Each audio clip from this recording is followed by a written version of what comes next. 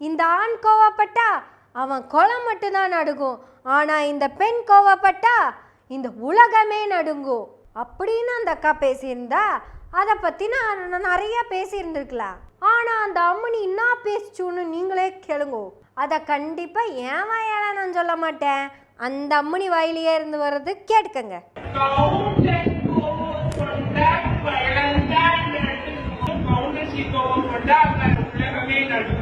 இந்த நாடகம் யாரோட மனதையும் புண்படுத்துவதற்காக அல்ல, அந்த அம்மனியோட மனசுல சில சிந்தனைகளை உருவாக்குறதுக்காக மட்டும்தான் இது. எனவே பேசுவோமின் மற்றும் ஒரு ஓரங்க நாடகம் அல்ல, இது மாற்று நாடகம். ஆனாலும் இது ஓரங்க நாடகம். என்ன பண்றது, நான் ஒருத்தி மட்டும் தான் இருக்கிறேன். வேற யாராவது என் கூட சேர்ந்து பேசுறதுக்கு விருப்பம் இருக்கிறவங்க கோயம்புத்தூர்ல இருந்தீங்கன்னா கண்டிப்பா வாங்கோ, பேசுவோம். எனவே பேசுவோம் நாள்தோறும். எஸ், ஓரங்க நாடகம் துவங்குகிறது. நான் யாருன்னு கேட்குறீங்களா? நான் தான் இளங்கோ. அப்படியே பட்டிகளில் எழுதுறதுனால அப்படியே அடிகளாக வர்றதுனால இளங்கோ அடிகள்னு வச்சுருக்குறாங்க. இதுக்கு பேர் எழுத்தாணி, ஸ்க்ரூ டிரைவர்னு நினச்சிக்காதீங்க. இதை வச்சு தான் நான் சில பெரும் காப்பியங்களை தீட்டலான்னு இருக்கிறேன். இந்த காப்பியத்துக்கு பேர் கோவகந்தவி. இதோ கோவகந்தவிய நாடகம் ஆரம்பமாக போகிறது. காட்சி ஒன்று, காலம் தெரியல, சங்க காலம்னு வச்சுக்கலாம். அந்த சங்க காலத்தில் இன்னைக்கு இருக்கிற கோயம்புத்தூர் அன்னைக்கு சேரநாடு தானே. அப்படிதான் சில சவுளிக்கடை ஆடில எல்லாம் போட்டுக்கிறாங்க. அந்த சேரநாட்டில் நான் தான் அண்ணன், என் தம்பி தான் ஆட்சிக்கு வருவான்னு வேற ஒரு வெண்ணை சொல்ல, உடனே எங்கள் அப்பா அண்ணன் இருக்கும்போது தம்பி எப்படா வருவான் என்னன்னு எங்கள் அப்பன் கேட்க, அப்புறம் நானும் சரி தம்பியே இருந்துட்டு போட்டோம், நமக்கு ஆட்சி வரவில்லை அடிகள் வரும் அப்படின்னு கிளம்பி வந்துட்டேன். நான் இப்போ எங்கே வந்திருக்கேன்னா, இன்னைக்கு நான் இருக்கிற இடம் அன்னைக்கு என்ன வேறுன்னு தெரியல, அங்கே இருக்கிறேன். அந்த இடத்துல புளிய மரத்துக்கடியில் உட்காந்து கிராமத்துக்காரங்களாம் சுற்றி நிற்கும் போது ஒன்று எழுத ஆரம்பிக்கிறேன். அந்த கிராமத்துக்காரங்கள ஒருத்தங்க, யானுங்க ஆர்னிங்க அப்படின்னு கேட்குறார். சொற்சுவை பொருள் சுவை அனைத்தும் கூட்டி சுந்தர தமிழிலே பாட்டு செய்து செந்தமிழ் கவி பாடும் புலவன் நான். யானுங்க நீங்க என்னென்னமோ பேசுறீங்க, சுருக்கமா சொல்லுங்க ஆர்னிங்க. நான் இளங்கோவடிகள், நான் இப்பொழுது கதை எழுதி கொண்டிருக்கிறேன். ஓ கதைங்களா? எனக்கு கதை கேட்குறதுன்னு அம்பிட்டு பிடிக்குமுங்க. நீங்கள் சொல்லுங்கள், நான் கேட்குறேன்னு. ஏன்னா நீங்கள் நிறைய லாஜிக் எரர்லாம் விடுவீங்க, அதெல்லாம் நாங்கள் கரெக்டாக கரெக்ஷன் பண்ணி கொடுப்போமுங்க.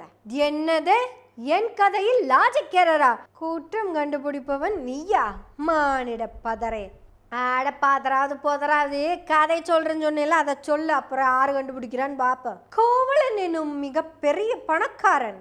அவன் கண்ணகியை மனம் புரிந்து சில பிஸ்னஸ் இஷ்யூஸ்னால மதுரைக்கு மைக்ரேட் ஆகி செல்கிறான். அங்கே சென்றவுடன் அவனுக்கு வேலை கிடைக்காதில்ல, அதனால பொஞ்சாதியோட கொலுசை வாங்கிட்டு போய் சேல் பண்ணுறான். இவன் கெட்ட நேரமோ நல்ல நேரமோன்னு தெரியல, மதுரையில் கொலுசு போடுறவங்க ஆளுங்க கம்மியே. இவங்க வர்றதுக்கு முந்தின வாரம் தான் அங்கே இருக்கிற ராணியோட கொலுசும் காணாமல் போயிடுச்சாமா. மதுரையில் ராணியை தவிர வேற எந்த பொம்பளைங்களும் கொலுசு போடுறது கிடையாது. உடனே இது ராணியோட கொலுசாச்சே அப்படின்னு கூட்டிட்டு போயிடுறாங்க கோவலனை ராஜாவோட அரண்மனைக்கு. என்னடா பிரச்சனை? இவன் கையிலையும் கொலுசு இருக்கு. அப்படியா? ஏன்? ராணியோட கொலுசு இவன் தான் எடுத்திருக்கான் அப்படின்னு சொல்லி போட்டாங்க. எது என் ஆட்சியில் களவா? என் ஆட்சிக்கு கரை விழுந்து விட்டது, அவன் தலையை சிரைத்து விடுங்கள். ஹேர் கட்டிங் இல்லை, நெக் வெட்டிங். தூக்கி கடாஸ் போட்டாங்க. என்னடா போன சேல்ஸ்மேனை காணமேனு கண்ணகி கிளம்பி போய் கேட்குறாங்கோ. இந்தாங்கோ இந்தாங்கோ என்ற கொலுசு விற்கிறதுக்கு ஒருத்தன் வந்தான் இல்லைங்கோ அப்படின்னு கண்ணகி கேட்குறாங்க. அப்படியாம்மா, கொலுசு வாங்குறதெல்லாம் அது அந்த கடைக்காரர் தான், அவர்கிட்ட போய் கேளுங்க அப்படின்னு சொல்லிட்டாங்க. ஆமாம், அவரை கொண்டு போய் ராஜாட்ட கொடுத்தோம், ராஜா அவர் தான் தப்பு பண்ணியிருக்காருன்னு கொண்டு விட்டாரு அப்படின்னு சொல்லிடுறாங்க. கண்ணகி மனம் கலங்கி நின்றாள், தலை குனிந்து நின்றாள். இந்த கேஸை கேட்டோடனையும் லூஸ் ஹேரை விட்ட கண்ணகி நேராக போய் தேரா மண்ணா அப்படின்னு சொல்லிட்டா. ராஜாவும் செத்து போயிட்டார், மதுரையே எரிஞ்சு போயிடுச்சு. இதுதான் என்னோட கதை. என்ன லாஜிக் எரர் சொல்லு பார்க்கலாம். யானுங்க இவ்வளவு பவரு, இவ்வளவு தைரியமாக இருக்கிற புள்ள இவன் பிஸ்னஸ் லாஸ் பண்ணப்பவே ஏன்டா லாஸ் பண்ண அப்படின்னு நாலு கேள்வி கேட்டுக்கணும்லங்க. என்ன பிஸ்னஸ் பண்ணியிருப்பா? பார்த்தா ஒன்றும் கிடையாது, வேற ஏதாவது மேற்படி கீழ்ப்படி ஏதாவது இருந்திருக்குமோ? ஆமாம்ல, இந்த லாஜிக்கை நான் யோசிக்கவே இல்லை.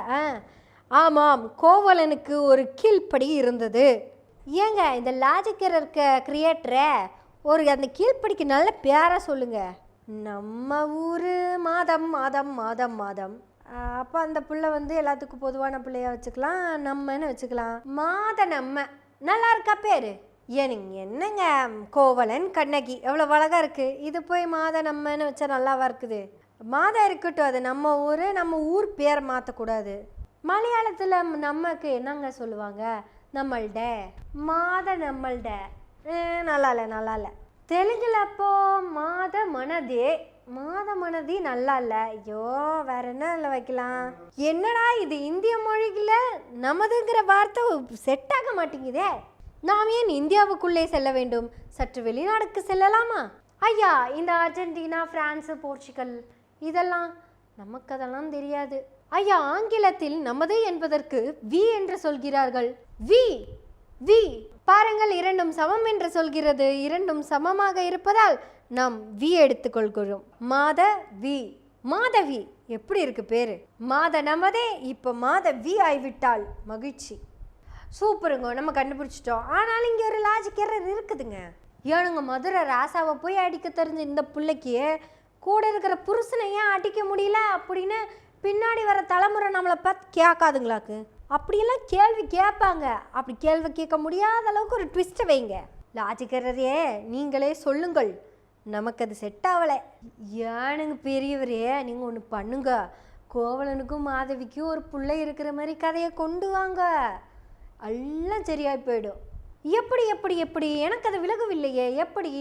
இப்போ நான் சொல்ல போகிற வார்த்தைக்கு இப்போவே மன்னிப்பு கேட்குறேன். மன்னிச்சுட்டு அப்புறம் இந்த வார்த்தையை கேட்டுக்கோங்க. இது எனவே பேசுவோமின் டிஸ்க்ளைமர். குழந்தை இல்லாத பிள்ளையெல்லாம் மாலடின்னு சொல்லி போடுவோம். அப்படி சொல்லிட்டோன்னா அந்த பிள்ளையோட வாழ்க்கை அப்படியே முடிச்சு போயிடும். அதுக்கப்புறம் அந்த பிள்ளை புருஷனை எதிர்த்தெல்லாம் ஒரு வார்த்தை கேட்கவே கேட்காது. எனக்கு குழந்தை செல்வம் வேண்டும், உன்னால் தர முடியவில்லை, அதனால் மாதவியிடம் சென்றேன்னு அவன் தைரியமாக டைலாக் பேசிட்டு போயிடுவான். எனக்கு புள்ள வேணும், அது கொடுக்க முடியாதவங்கிட்ட எனக்கு என்ன பேச்சு?